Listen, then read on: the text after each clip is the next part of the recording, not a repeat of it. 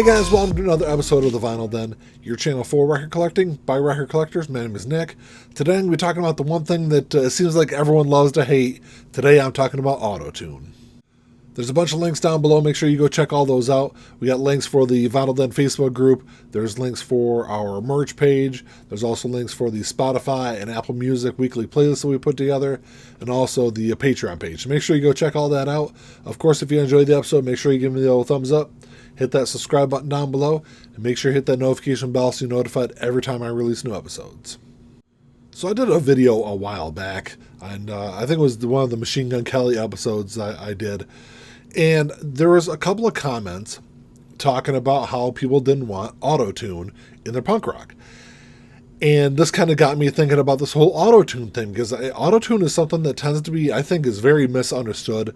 And people really don't understand how the process works, or how the effect works, and really how long it's even been in music. So if you don't know, auto-tune is a plugin that has been around since the late 90s. I think one of the first albums I knew that had auto-tune on it, and I love the album, is Hello Rockview by Less Than Jake. And it's a great album. It's an album that's always kind of sounded, I don't want to say off, but there's always been something about the album that even though the songs are great and I really love the album, it sounds very different than what they did with Losing Streak. And then I was listening to, a couple years back, I was listening to an interview with the producer of that album, and he was actually talking about how they had just got into using Pro Tools. This was like 1998.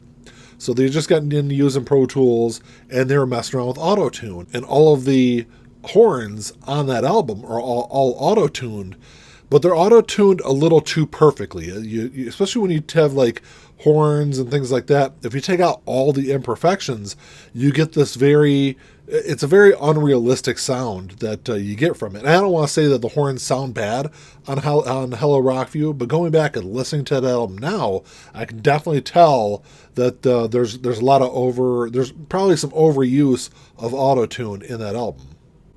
So really all auto-tune does is it corrects pitch and timing on whatever you're using. You can auto-tune vocals, you can auto-tune, obviously, horns with Hello Rockview. A lot of bands will use it on guitars, and there's multiple ways you can use auto-tune. Most of the time, auto-tune is used in a very subtle way, and you don't even notice it. It's used to correct, just a little bit of pitch in one part of a song or in a specific line. And then it's that, like I said, that's probably what's used on most albums. I would say, over 99% of probably all the albums recorded since the late 90s all have auto-tune on them in some way. Like I said, most of the time it's just that very subtle way where you can't really tell that it's even used on there. It's very different from that subtle way to, say, an exaggerated form, which is what T-Pain is very famous for using. But even on those exaggerated ends with like what T-Pain and some other artists have done over the last, especially it's something that's been very popular for, I'd say, at least the last 10 to 15 years, that exaggerated form of auto-tune. But even that, I'm someone that has always kind of looked at that the same way I look at distortion on a guitar.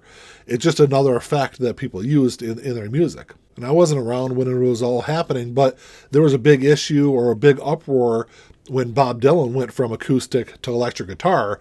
And I kind of look at the way people complain about auto-tune in kind of a similar fashion. It just that old guard that doesn't want to let go of how they saw music for a long time and embrace the way that the reality of where music has gone. One of the other criticisms I always hear about auto-tune is, you're taking people that can't sing, throwing some auto-tune on there, and all of a sudden they're incredible singers.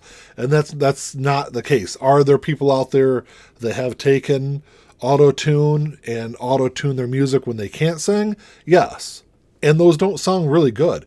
You can't take me, I'm a terrible singer, you can't take me and turn me into Mariah Carey using autotune. It's just not going to happen. What you can do is I would say that very good singers can make themselves sound a little bit better with autotune, but it's something that's not going to be drastically changing, someone from being a terrible singer to, one of the greatest singers ever. I think there are some very valid criticisms of auto-tune when it's overused.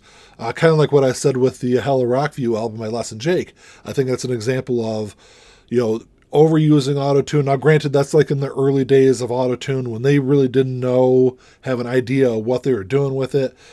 But when you overuse it, it kind of sterilizes the music too much. It takes out all those small imperfections that are normally in a vocal performance that kind of gives that realism. Same thing with the horns in Hello Rockview. Kind of taking out too many of those imperfections. Too much can really take out the realistic sound, I think, in the vocal performance. And a lot of albums that you can kind of go back, and I've been doing over the last several years, go back and listen to a lot of, especially like I said, that late 90s, early 2000s period, I think is when auto-tune really kind of caught on, and people were using it maybe a little bit too much, and you can hear it in a lot of those vocal performances. I will say that auto-tune is not going anywhere. Musicians will continue to use auto-tune for probably forever because it kind of makes sense to do it.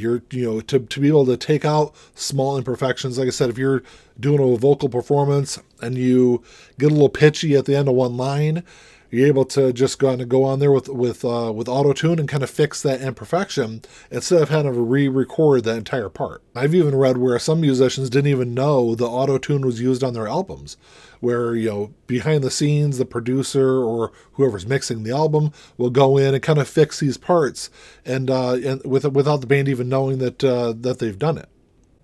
Tools like auto-tune and even like drum sampling are two things that have really kind of shaped the music process over the last 20 years. That a lot of times, like I said, is kind of behind the scenes stuff that a lot of music fans don't really know about or really don't understand that how they kind of shape and form the albums that they listen to. And those processes don't make that album terrible because they've got auto-tune or programmed drums or whatever they're using on that.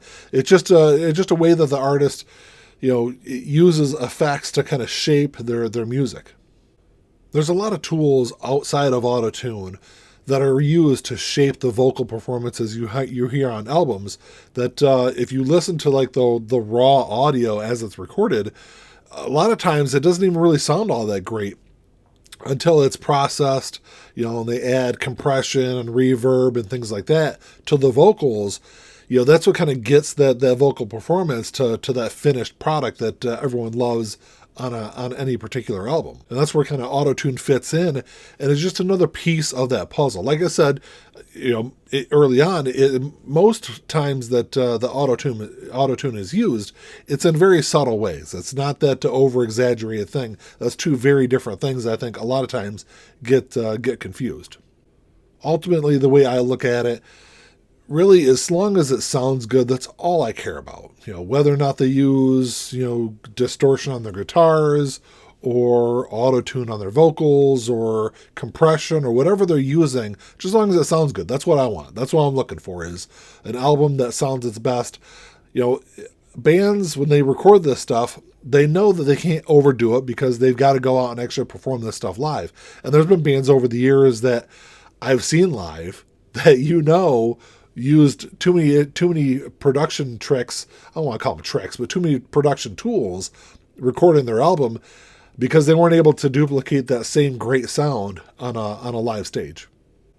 Well, that's all you got. Thanks for checking the show out. Like I said, I just wanted to kind of clear up some of the misconceptions that are out there about auto-tune. Like I said, it's just another tool. It's another, just like distortion or reverb, delay, whatever it is, all that stuff can be overused on an album. And auto-tune is the same way, but I don't know, drop me a comment down below. Let me know what you guys think about it, because it's a big conversation. It's something that I've seen talked about a lot over the last couple of years, but I'd love to know what you guys think. Of course, if you enjoyed the episode, make sure you give me the old thumbs up, hit that subscribe button down below, and that's all I got. Until next time, keep on spinning. Peace.